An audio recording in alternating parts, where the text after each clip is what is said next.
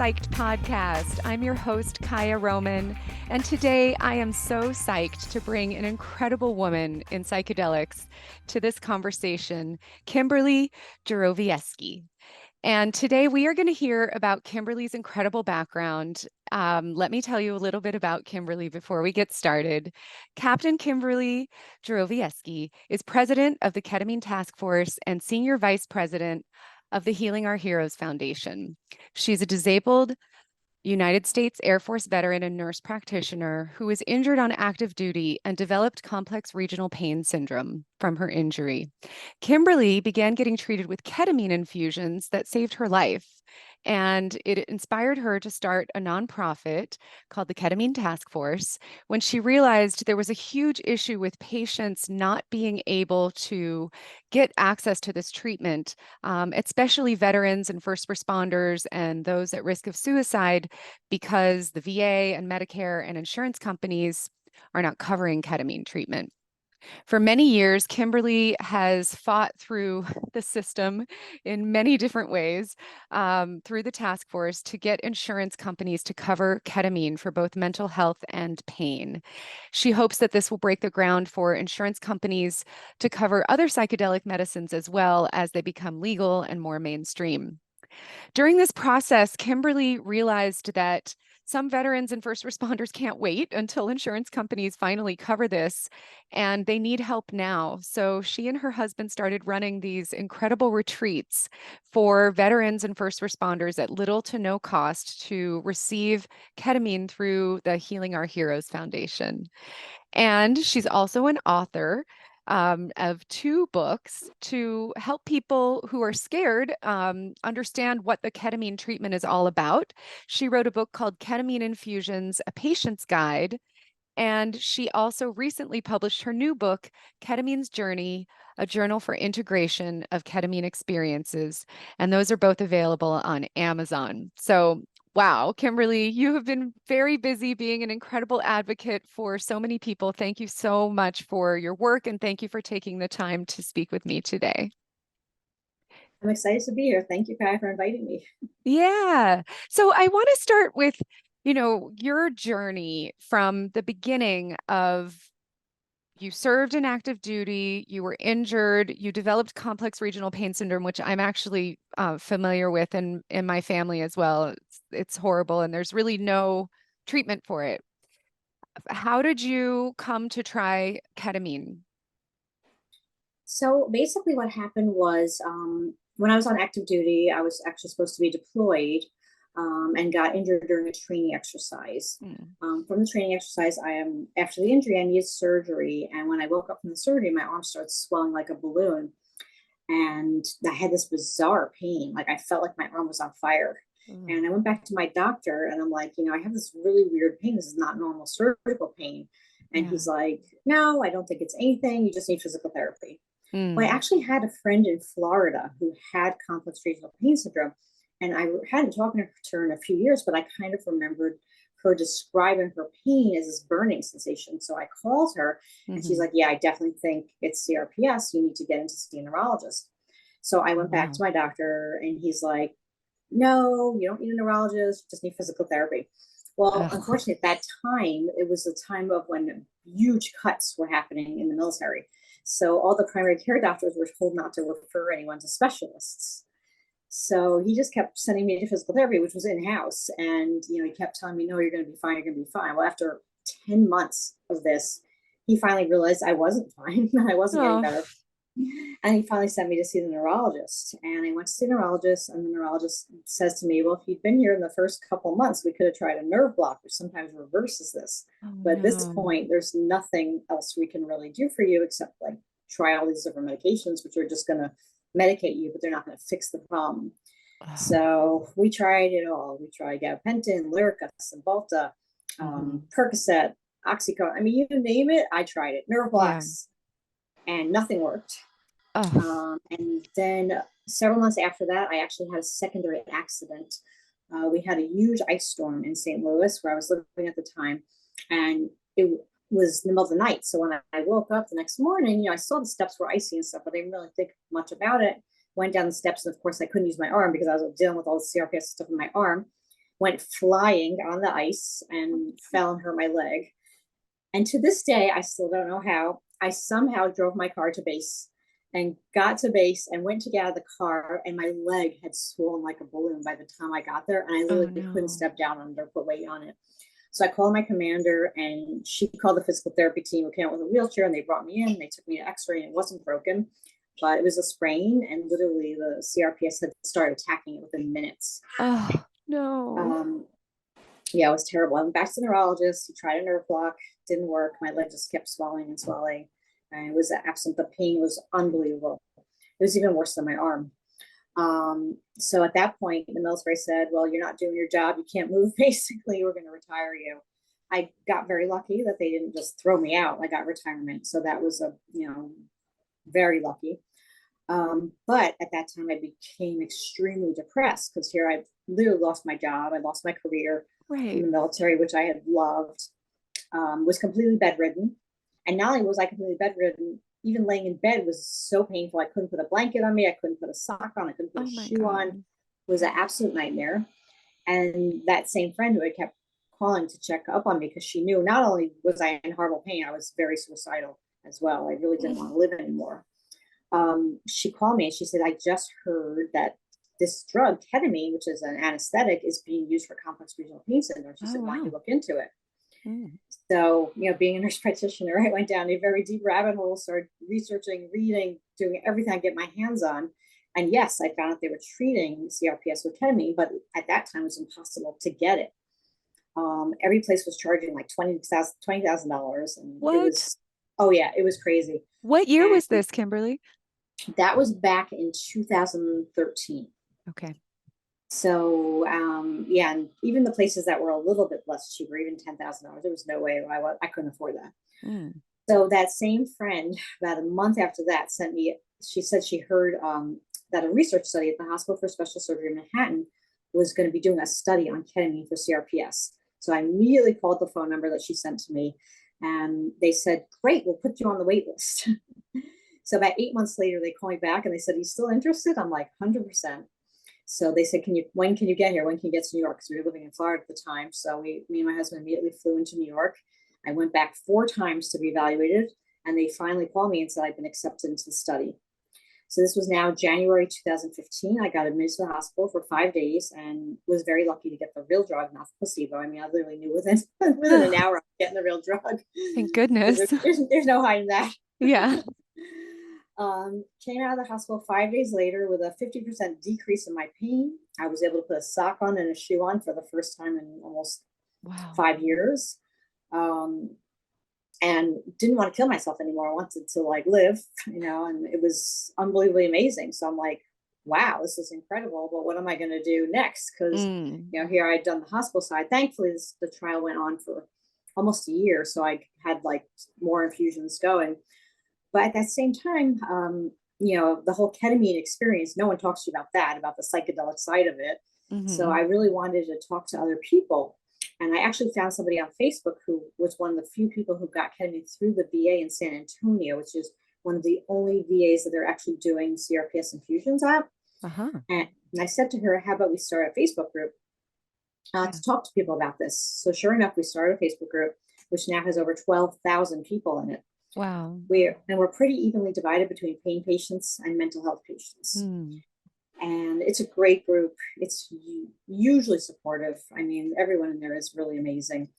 But the biggest thing that always gets talked about, of course, is lack of access due to no insurance coverage. Right. And that's been the ongoing theme. And that's what's been so tough and so hard. So back in about 2018, I had a patient approach me and she said, Kimberly, what can we do to change this? And, I've been already trying behind the scenes to call people, talk to people, see what we can do to get this change. And of course, we didn't have much movement. So I said to her, well, what if we try to get the AMA to pass a CPT code? And she's like, that's a great idea. So we put the word out to look for some other people to help us. So we put together a small team of nurse anesthetists, doctors, we had a lawyer, a few other ketamine patients who all sat down together and we worked on presenting a code to the American Medical Association. when we sent in our code, we were like, this is great. The AMA seems so warm and they seem like really on top of it. This is going to be great. We were sure they were going to pass it. So what happens with the AMAs, they then send your code to every organization they think will use your code.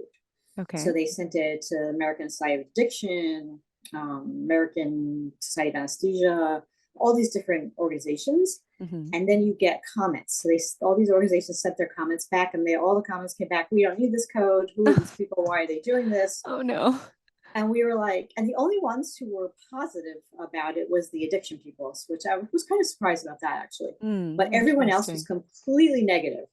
So we're like, So we went back to AMA and we said, well, we want to speak to these organizations. What do we need to do? And they said, well, you need to withdraw your application because you can't talk to them until you withdraw the application. Wow. So we withdrew the application and we made appointments with the different organizations, and they all were like very negative. One of them, the American Society of Anesthesia, had a board member who was getting ketamine for mental health. What? And she said, oh, we don't need insurance to cover this. People could just pay out of pocket. We're like, what? Oh my goodness. Yeah, weirdly wealthy people can. That's right. So we were shocked. So at that point, we kind of took a step back and we said, look, what do we need to do to get them to take us seriously, first of all? And who do we need to speak to? So I spoke to my lawyer who was on the little committee. And I said to her, maybe we should really form a real organization, a 501c3. And she's like, that's a great idea, Kim, let's do it. So of course, that was right around the time the pandemic hit. So we filed the paperwork, and it took almost a year to finally get approved as a organization. But we finally got our 501c3 as a ketamine task force. And so then we decided we were going to approach Medicare and try to get a national coverage determination for ketamine for complex regional pain syndrome and for major depression. So we started with the CRPS application. And while we were trying to fill out that application, we realized there really weren't a lot of good studies out there, but we submitted it anyway. And they came back with what we knew they were going to turn us down. And sure enough, they did turn us down. They just said the literature wasn't strong enough. So we decided that we are going to work on a research study for that. And that's actually a work in progress. But then we decided, let's tackle major depression because there's so much research out there. And it'll probably be a lot easier to get it approved. They just approved Spravato from Janssen. Right. Like it's a no-brainer. So we submitted this beautiful application. We had over 60 research studies. We had spent hours working with the Medicare team, working with our team. We're like, this is great. They're definitely going to approve us. So they told us, we have a backlog. You're not going to hear from us for about 4 to 6 months, but don't think that doesn't mean we're not looking at your application. Submit the application November of 2022. 3 weeks later, we get a letter from Medicare. We want to meet. We're like, oh, that's really fast. So we went and met with them, and they turned us down. And we're like, it's been 3 weeks. Have you already read through the 60 research studies we submitted to you? And they're like, well, there's this one study, and we don't like it. And they just kept quoting this one study. And we're like, something's going on here. I mean, to this day, we don't know, but we suspect that someone got to them and made them turn down our application. So at that point, we're like, we need to really sit down here. We need to think big, and how are we going to get this done? So I spoke to a lot of people, and I decided, okay, we need to get the FDA to put on label major depression for ketamine as an indication, because otherwise there's no other way we're getting this done. So we spoke to a few people who went over the literature for us, and they said, Kimberly, there's 3 big holes currently in the literature that is out there. Number 1, all the research studies are very short. Number 2, all the research is small, on small groups of people, maybe 30 patients. And number 3, all the protocols are all over the place. So they said, if you can make a research study that will plug all 3 of those holes, we think you'll have a good chance of getting the FDA to reconsider an application for major depression. Okay. Oh, just that. Just that. No big deal. I know. So we've been working for 6 months with a group of 25 doctors, nurse practitioners, nurse anesthetists, nurses, to put together a really solid protocol, which we're super excited about. And we've been working behind the scenes with a university who is going to be running our research study. We have 7 community partner clinics around the state of Florida who are going to be administering the infusions.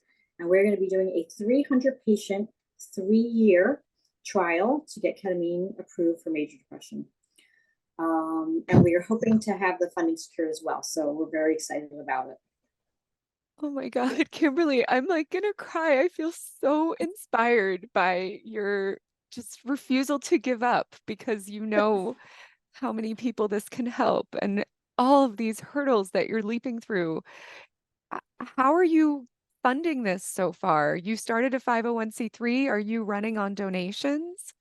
So we've been running all on donations. We're hoping the research study is going to get funded through other avenues. I'm not supposed to reveal them at this time, but we are very, very hopeful and very positive that we're going to be able to get the funding for the study. So that's really exciting.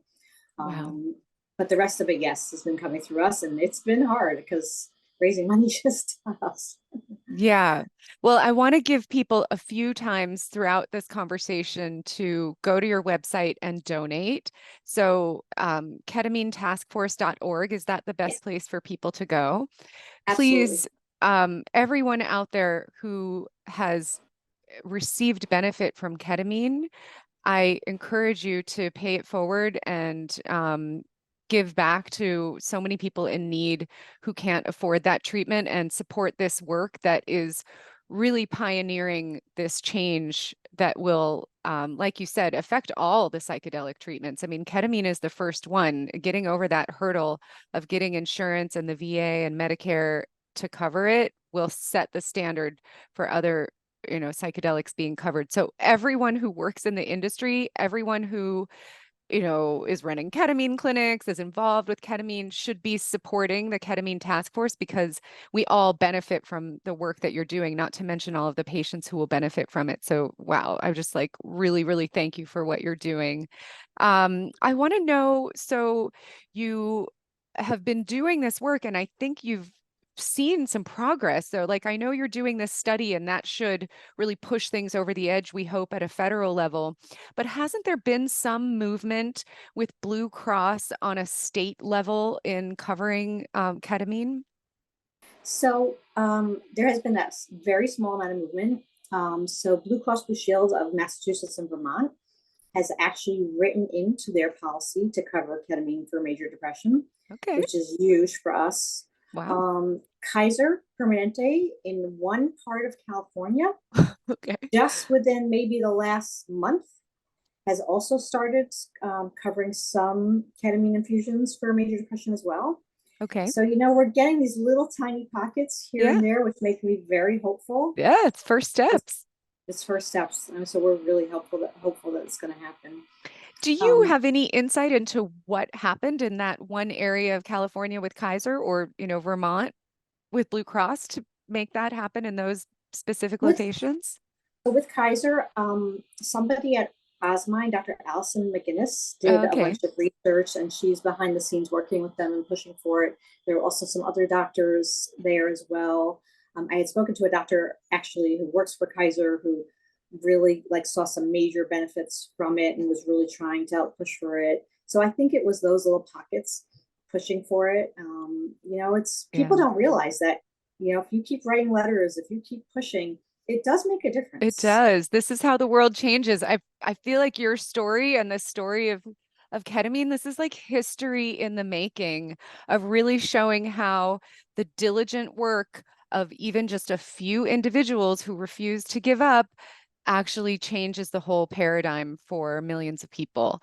So It really it's does. yeah, it's really incredible to see that it's starting to come through. And now tell me about, basically in the meantime, how are you getting your treatments and then how are you helping other people get treatments? So I've been lucky because the Cleveland Clinic, Florida, has one doctor who pushed to get his pain patients getting infusions from the Cleveland Clinic. And because he has a contract with Cleveland Clinic and gets paid through them, it doesn't matter to him how little insurance is reimbursing the hospital. Okay. So I've actually been very lucky. And then there's also a couple other doctors around the country. So right now, how some people are getting insurance coverage is basically the doctors or practices are getting just doing generic coding. So they'll get a Mm, couple $100 back. Okay. So some of the big practices like Dr. Hannah in Clearwater, Florida, who does like 12 infusions at once with a Mm. huge infusion center, he doesn't care if Mm-hmm. he's getting like only $300 a patient because he's getting Mm-hmm. 12 times 300. Okay. So that way he can afford it. Well, Mm-hmm. unfortunately, the majority of providers who have one or two chairs, Right. really for the most part aren't able to afford it. Mm-hmm. But Mm-hmm. especially for pain patients, that's like been a real blessing having those few people who are willing to take that little bit of money and just, whatever they can get to help people. That's been a Yeah. real blessing Yeah. for Oh, people. I'm so glad you've been able to access that.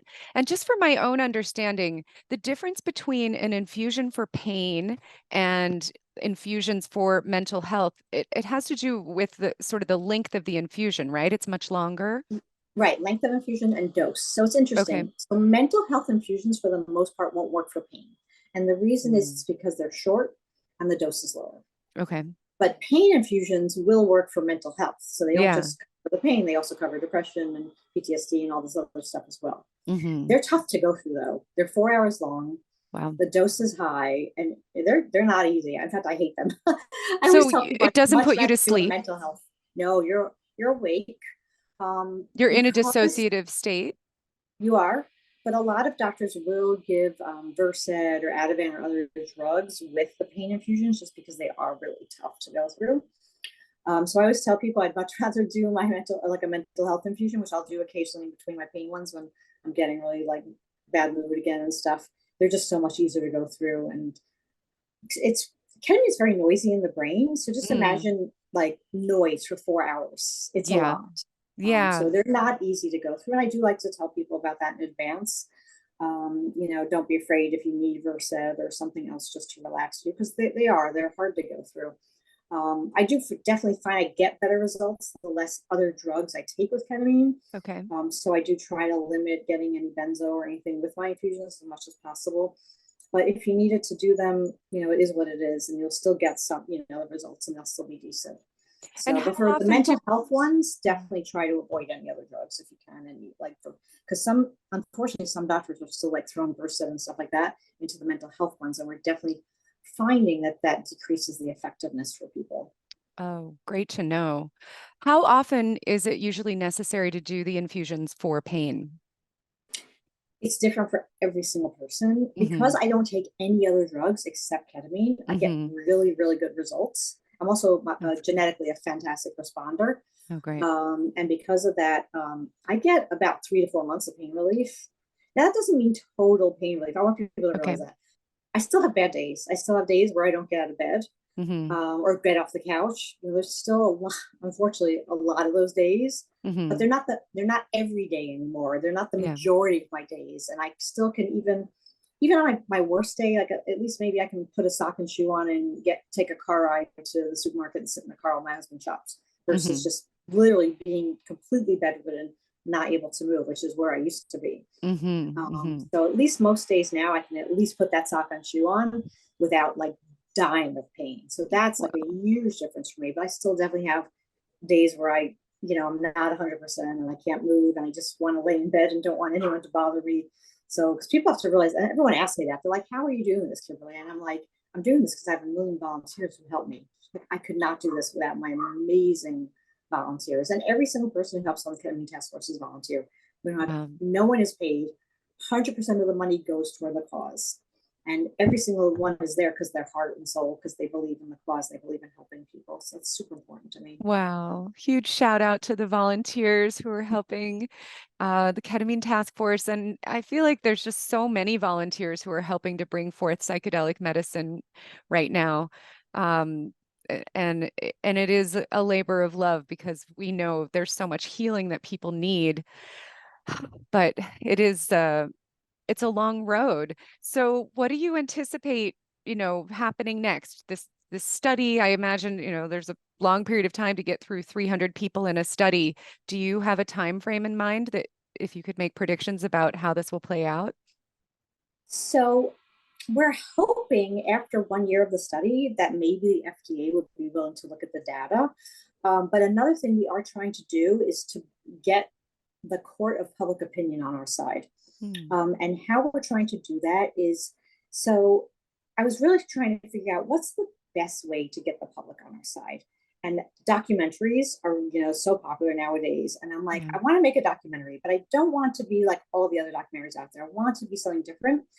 And I was having a very interesting conversation with a friend of mine who works for a lot of causes with women veterans. And she said to me, Kimberly, there's a big problem out there. People don't recognize women as veterans. Like, I'll give you an example. A couple weeks back, we pulled into a handicapped parking spot, and this guy comes running to yell at us. And he's like, why are you parking there? You don't have handicap. And of course, my husband pulls the thing out and puts it on the thing. He's like, yes, we do. And he's like, then he walks to the back of my car and he says, oh, disabled veteran. So then he walks up to my husband. He's like, thank you for your service.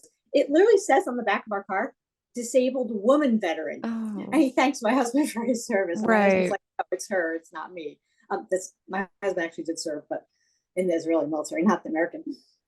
But he always points it out. He says, it's my wife, it's not me. I go into the VA, I show them my VA ID card. I'm in the wheelchair, my husband's pushing me, and they still thank my husband for his service. So it's such a huge issue. So we're like, well, how can we bring awareness to the issue that women veterans are there. They've served just as much as men, and bring the issue of ketamine. So we've decided to make a 6-part docuseries about the issues of women veterans and how ketamine is saving their lives. Wow. Because there are so many women veterans who are being treated right now with ketamine for issues like PTSD, for issues with military sexual trauma, domestic violence, homelessness, all these issues, and all these lives have been saved by ketamine. So we're looking actually yeah, I'm very excited about it, but we're looking for we want an all-women film team. So if anyone knows someone who'd like to direct and help us, we've been told it's probably going to cost about $100,000 an episode. So we're trying to raise that money as well. And our goal is then to maybe get this on Netflix or Amazon or Hulu, something where people will have access and everyone will be able to watch this, and bring awareness to the issue, not of ketamine and of women veterans, and how ketamine is saving their lives. Because I know ketamine saved my life as a woman veteran. I wouldn't be here today without it. Yeah. Wow. That's just so amazing on so many levels, Kimberly, bringing awareness to women veterans, bringing awareness to ketamine, doing it through documentary films, docuseries, the media, reaching the mainstream. I'm not sure if you know, I'm a documentary filmmaker, so I have some contacts for you. And awesome. And I hope that some other people listening here, get really excited about that project and will get in touch with you, because that sounds like a really awesome project. Very, very exciting. And I'm wondering, I know you recently ran a retreat for women veterans in Puerto Rico. I'm just thinking like footage of something like that would be incredible in your docuseries. Can you tell us a little bit about the retreats you're doing? So about 3 weeks ago, we decided that actually a little bit longer, maybe about 3 months ago, we decided that waiting for the study is going to take too long especially when they just came out with these statistics saying that the 22 number a day of veterans who are killing themselves is probably a quarter of the actual number. So they're saying it's closer to at least 44, and it's probably even higher than that. And when I heard that, I was like, we can't wait. We need to find a way to help veterans now, and not just veterans. I mean, we had a firefighter in our community commit suicide, and I'm like, we need to help first responders. We also had a doctor who was like very suicidal, who was speaking to me. She's like, I can't do this anymore since COVID. I just like, it's too much. So we decided, we need to figure out a way to bring ketamine to veterans, first responders, and medical professionals who are also suffering with suicidality. So we started a second organization. It's called Healing Our Heroes. And we wanted eventually, our goal is to build our own retreat center in Florida. But we know it's going to cost a lot of money. So while we're working to raise that money, we decided that we're going to work with other providers who have retreat centers around the country and bring people for healing to their retreat centers. And we did the first one in Puerto Rico. And being out of the country was really tough.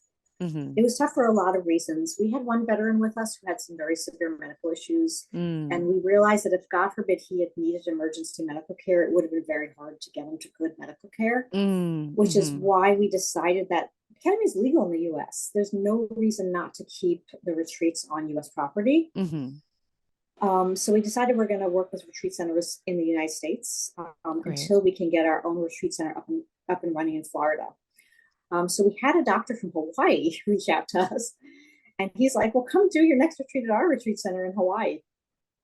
So we're actually going to be doing a retreat Labor Day weekend, August 31st to September 4th, and we still have 4 spots open for that retreat. So if Wow. anyone listening would like to come, the cost is $1,800, which is actually a really reduced cost for a retreat, because most of these retreats cost around $5,000. Yep.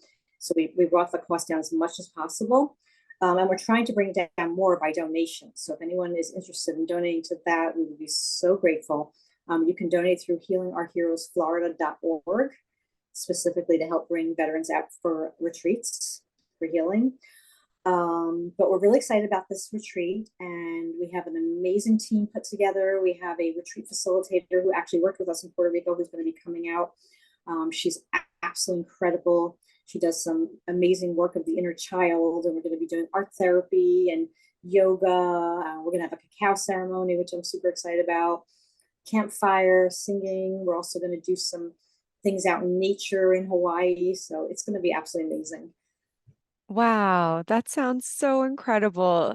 I mean, really, it's amazing. You're living in pain. You have so many challenges, and yet you're doing all of this work to help other people. So I know that everybody who has listened to this conversation is going to be incredibly inspired by you. So please tell us once again, how can people donate to your organizations and support your work? Okay, so for the retreats, if you want to help a veteran get to a retreat, so that is healingourheroesflorida.org. And then if you're interested in donating to the Ketamine Taskforce and helping us make our docuseries, that's ketaminetaskforce.org. And we're Great. really hoping to go forward with these 2 big projects, and Yeah. super excited about both of them. And you can reach me at either one of those as well. There's a contact form on each of those websites, and all the emails go right to our team. So I would love for people to reach out and be in touch. And we're always looking for more volunteers to help us with fundraising, communications, tech stuff, because I'm not good at that. So Okay, we're always looking for wonderful. new volunteers as well.